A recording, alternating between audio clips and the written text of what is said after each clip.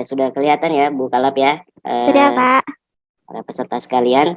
Jadi kalau sebagian yang kemarin hadir ya sesungguhnya ini sekedar review lah ya, ringkasan dari materi sebelumnya, bahwa dalam mensubmit itu ya ada kelihatan ya Bu Kalap.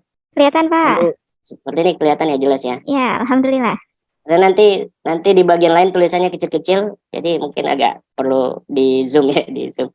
Oke, ya secara tahapan ini yang harus kita siapkan, yang harus di naskahnya yang memang harus sesuai ya. Secara mental ya itu penting ya, mental dulu ya, kepercayaan diri lah ya, pede bahwa kita bisa ya, bisa menembus jurnal yang kita targetkan. Bagi adik-adik yang peserta magang ya, walaupun submit jurnal internasional hanya sebagai syarat, bukan syarat utama, apalagi untuk ekstensi nanti nilainya, tapi harapannya kalau sudah disubmit ke jurnal tersebut, ya kita berharap ya diterima lah di situ, terbitnya di situ. Jangan submitnya nanti di jurnal nasional, terbitnya malah di jurnal nasional. Jadi 2 kali kerja ya, 2 kali kerja. Jadi harapannya Bapak Ibu dosen pembimbing magang nanti kita bisa pilihkan jurnal yang penting jurnal internasional lah ya, jurnal internasional sesuai kemampuan kita secara budget ya gitu ya, budget. Karena jurnal internasional yang levelnya rendah itu tahapannya nggak begitu selektif daripada yang indeks atau reputasi tinggi. Jadi harapan kita begitu, sudah submit sekali ke internasional sudah harapannya memang diterima. Dan ini yang perlu disiapkan ya secara naskah, struktur ya. Kemudian kebaruan referensi ya untuk nasional internasional yang memang ya lebih banyak itu sumbernya dari artikel jurnal, dan untuk buku ya bisa dari grand teori ya, kerangka analisisnya itu bisa diambil dari buku. Kemudian manajemen referensinya sekarang sudah ada yang menggunakan mesin atau aplikasi, ada Mendeley, ada Zotero. Walaupun tidak semua jurnal internasional harus pakai Mendeley. Yang penting sesuai dengan petunjuk guideline ya. Apakah dia pakai APA versi 7 atau versi 6 atau pakai model-model yang lain. Yang penting itu sesuai lah, tidak harus pakai mesin. Tapi untuk adik-adik mahasiswa kita harapannya jangan ketinggalan zaman kan gitu ya. Kalau orang udah cerita Mendeley, udah sesuai Mendeley enggak? Ada enggak soft copy-nya? Nah, itu ya kita harus belajar juga. Belajarnya sebentar aja itu gampang. Nah, sekedar mengingatkan tahapannya ya seperti inilah dia tahapannya. Mulai dari kita upload, kemudian kita submit ya, kita submit ke jurnalnya. Nah, di dapur jurnalnya itu ada beberapa tahapan. Jadi makanya ada waiting list, ada menunggu, itu yang kita nggak tahu. Kita nggak tahu kerja editor itu apa, kesibukan mereka itu ngapain. Jadi di situ ya kita kadang perlu bersabar ya, apalagi kalau hitungannya 2-3 bulan sampai 6 bulan, dan sampai kita dapat kabar berikutnya, oh ini udah diterima setelah direview. Ya direview maksudnya sesuai dengan kecocokan jurnalnya, dan editor akan memutuskan ya apa yang perlu diperbaiki di sini, secara konten, substansinya, atau mungkin formatnya. Dan kalau sudah diperbaiki, sudah terpenuhi apa harus diperbaiki, baru masuk ke keputusannya apakah akan diterima untuk publish atau masih ada yang kurang diperbaiki lagi. Makanya reviewnya bisa sampai beberapa kali. Nah, secara sederhana ya seperti inilah dia Bapak Ibu ya. Kita kirim artikelnya, submit. Walaupun sekarang semua hampir rata-rata udah pakai sistem website ya, OJS ya. Walaupun beda-beda modelnya, model websitenya, model submissionnya. Tapi ada juga yang dari email, kemudian kita tunggu notifikasi apakah oke untuk dilanjut atau langsung ditolak. Jadi ini pada tahapan ini kita harus memastikan artikel kita sesuai dengan jurnal, sesuai dengan skopnya. Kalau tidak, nanti 2-3 hari langsung dapat balasan, artikel Anda ditolak karena tidak sesuai dengan ruang lingkup jurnal. Nah, itu gampang menolaknya Bapak Ibu. Jadi pastikan kita jangan terlalu cepat lah ditolak ya. Setidaknya kita udah masuk tahapan reviewnya. Kemudian baru masuk tahapan reviewnya di sini, apa permintaan dari editor dan reviewer. Kemudian diperbaiki, direvisi, dan di sini apakah hasilnya keputusannya accept to to be published atau malah reject. Jadi walaupun di sini udah oke, belum tentu lanjutannya bisa oke. Bisa jadi nanti sudah direview, akhirnya nggak sesuai ya, nggak sesuai perbaikan yang kita berikan dengan permintaan reviewer, akhirnya ditolak. Nah, jadi begitu dia. Oke, ini kemarin beberapa jurnal target ya yang bisa dilihat-lihat ya untuk jurnal internasionalnya. Nah ini ya untuk para peserta, biar cepat kita hari ini tahapannya, kita butuh ini cover letter dan ini bio note ya, ringkasan biografi singkat sekitar 50 sampai 100 kata. Jadi dua hal ini yang kita harus kita punya ya, karena ini seperti menulis ini ya, menulis surat ya kan, agak tahapannya itu mungkin ada sekitar beberapa menit, kita butuh waktu. Nah kemudian kalau bio note ini ringkasan ya, ringkasan tentang kita, profil kita, informasinya ini informasi yang perlu kita, mungkin ini bisa cepat ya, cepat. Kemudian nah sekedar mereview lah ya, mereview model aplikasinya itu atau websitenya itu. Ada yang dia tidak langsung ke sistem jurnalnya, ada namanya editorial manager. Kita bisa 2 kali registrasi gitu, 2 kali daftar. Pertama daftar untuk di websitenya, apa namanya, bagian editorial manajernya, kemudian masuk ke bagian website jurnalnya. Nah, jadi ada seperti itu ya. Ini salah satu yang pernah saya submit, jurnal Scopus ini ya. Nah, ini kalau tahapannya bisa dilihat dari sini nih, urutannya seperti ini dia. Kita pilih jenis artikel kita upload, kemudian kita masukkan informasi umum, informasi yang kita ini ya, sesuai dengan kita ya, penulis ya. Kemudian beberapa informasi tambahan. Kemudian komen itu seperti cover letter tadi. Kemudian ada attachment ya, attachment atau supplementary data. Nah ini ada satu model seperti ini. Model yang lain langsung ke website jurnalnya. Buka website, kita daftar akun, kita penuhi apa permintaan wajibnya. Kemudian, nah ini masih daftar akun ya. Daftar akun, baru sudah punya akun kita login.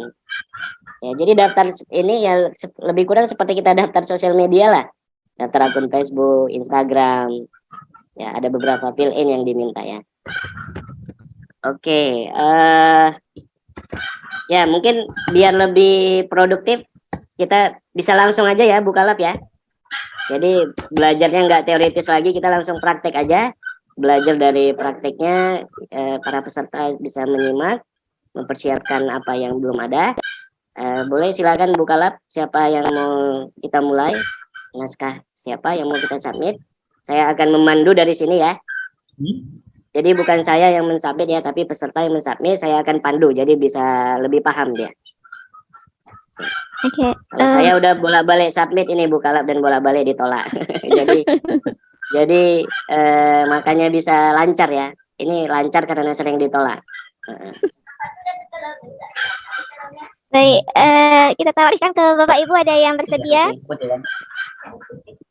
Ada yang punya naskah buat kita submit bersama di sini?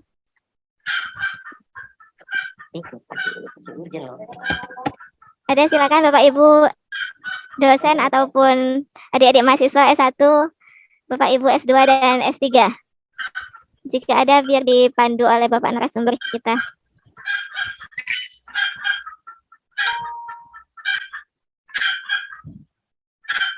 Belum ada sepertinya Pak Amin. Boleh ke Mbak Rija ya? Mbak Rija, boleh kita submit artikel yang sudah ada. Mbak Frida. Mbak Safrida, ada artikelnya? Ada artikel yang mau disubmit, Mbak Safrida? Ada, Bu. Ada, oke, siap. Mbak Safrida akan saya jadikan co-host ya, biar bisa share screen. Oke, baik. Gimana teknisnya, Pak Amin? Oke, halo? Ya, ya. Ya, sudah jadi co-host ya. Sudah. Boleh silakan dibuka jurnal tujuannya. Izin Pak, sebelumnya untuk artikelnya harus sesuai template nggak? Ya, struktur artikelnya sudah mengikuti struktur umum ya. Ada abstrak, ya kan? Ada abstrak, ada pendahuluan, kemudian ada metode, ada hasil, kesimpulan. Udah mengikuti struktur umum ya. Sudah Pak, sudah. Sudah. Jurnal tujuannya sudah ada? Belum Pak, Belum. belum. Kalau belum mau dicarikan atau ada syarat tertentu jurnalnya. Kalau mau mengikuti mana ya?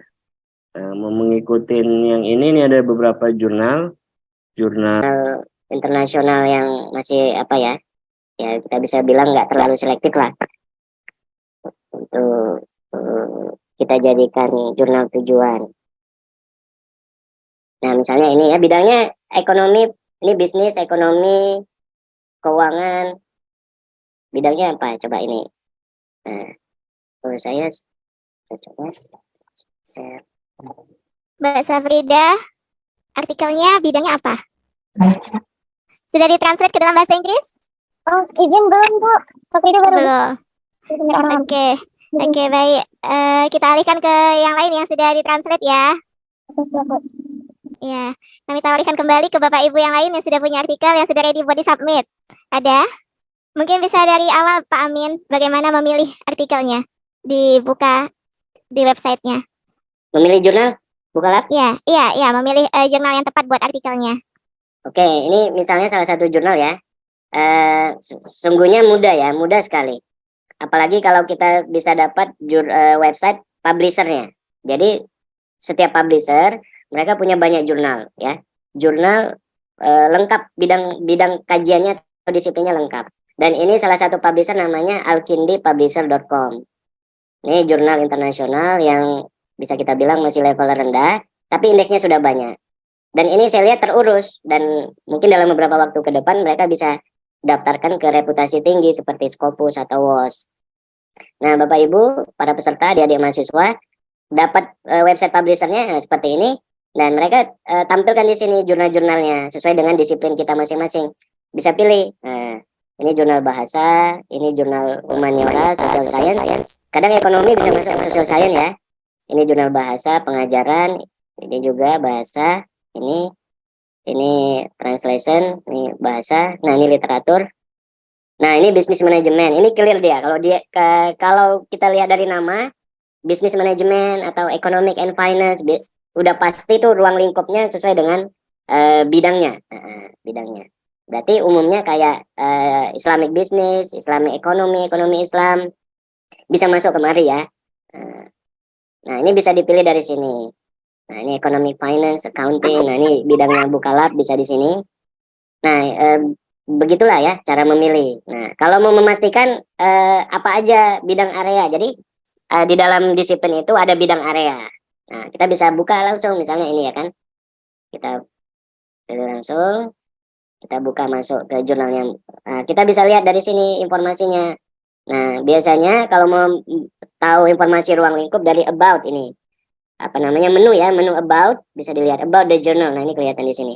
Nah, kalau bermasalah dengan bahasa Inggrisnya, kita bisa pakai Chrome ya. Chrome biasanya Chrome itu di bagian sini. Nah, ini bisa saya tunjuk. Cuma ini Mozilla ya. Ini Mozilla saya nggak pakai Chrome. Ini ada terjemahan.